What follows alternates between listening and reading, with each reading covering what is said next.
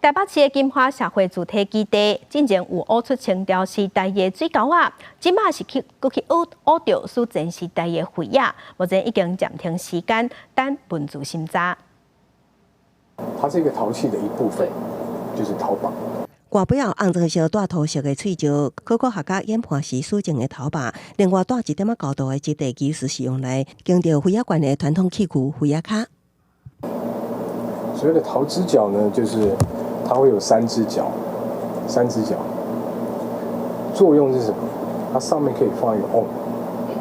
这2件技术苏前灰亚的文物，是为台北市金华社体基地的台北港家围墙灰石边仔所挖到的。迄当时开发单位当咧进行针对民膏提出作业，意外出现这2件文物，团队研判灰亚是晚近延山文化，离今嘛大约3000年，是台湾北部上重要的新石器文化。像这样类型的陶把，在圆山有看到，在训陶湖有看到。所以现在到底是要把它放在圆山文化，还是放在训它的早一个阶段？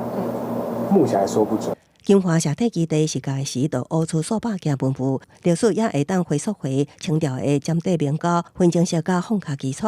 即马阁发现技术苏前灰亚已经是停止挖，会伫后礼拜办理文化资产价值审查会勘。